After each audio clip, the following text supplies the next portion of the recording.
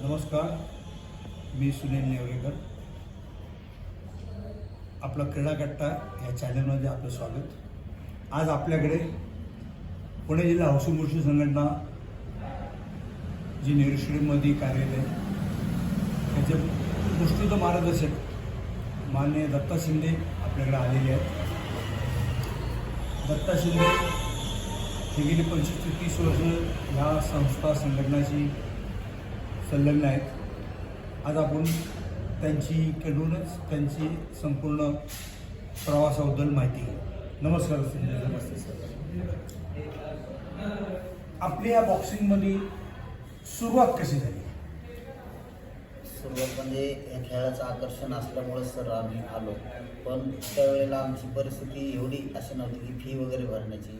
पण ज्या वेळेला आम्ही इकडं स्टेडियममध्ये आलो त्यावेळेला पुरंदरे सर भेटले आणि त्यांनी आम्हाला ह्या खेळाविषयी माहिती हे करून आम्हाला या खेळाविषयी प्रोत्साहित केलं. त्यांनी आमच्याकडनं फी वगैरे पण काहीच घेतली नाही, पण त्यांनी आम्हाला खेळाला हे प्राधान्य दिलं. जे परिस्थितीने गरीब आहेत, ज्या मुलांना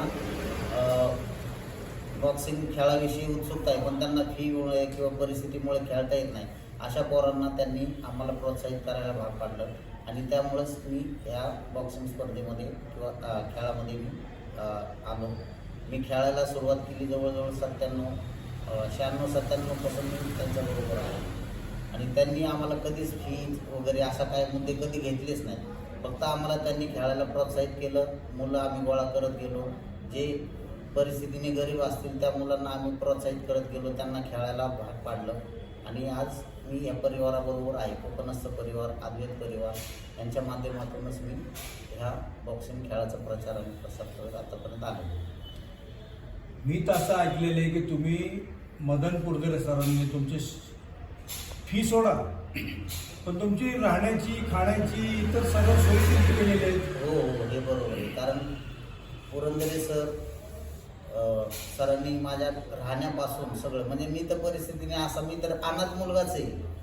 मला आई वडील वगैरे ज्या वेळेला नव्हते त्यावेळेला मी माझे पोटा पाण्याचा पण प्रश्न होता, पण ते सुद्धा माझे सगळे प्रश्न नेवरेकर सर, पुरंदरे सर ह्या दोन्ही सरांनी मिळून ते माझ्या म्हणजे वडिलांच्या स्थानीच आहेत ते माझ्यासाठी.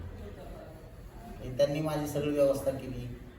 इव्हन की मी ह्या परिवारामध्ये राहून आज माझा सुखी समाधानी परिवार सुद्धा या दोन सरांमुळेच माझा आज घर पण कुटुंब व्यवस्थित चालू आहे. अद्वैत परिवार वगैरे ठीक आहे. तुमच्या परिवाराबद्दल जरा परिचय होईल. माझ्या परिवारामध्ये माझी वाईफ म्हणजे माझी बायको ही अंधच आहे. ती अद्वैत परिवारामध्ये ती पण कार्य करत होती, कामं करत होती आणि ज्या वेळेला मी इथं कोकणस्थ परिवारामार्फत मी इथं बॉक्सिंग वगैरे प्रॅक्टिस करत होतो त्यावेळेला अद्वैत परिवार आणि कोकणस्थ परिवाराचे जे काही कार्यक्रम चालायचे त्या कार्यक्रमामध्ये मी भाग घेतला आणि मला त्यांची गोडी लागली. मी त्या अद्वैत परिवार आणि कोकणस्थ परिवाराचा कधी भाग होऊन गेलो आणि मी एका अंध मुलीशीच लग्न केलेलं आहे आणि आज जवळजवळ मला माझ्या लग्नाला 18 वर्ष पूर्ण झाली. आज माझं सुखी समाधानी संसार चालू आहे. माझ्या मुलाचंच वय आता 17 चालू आहे.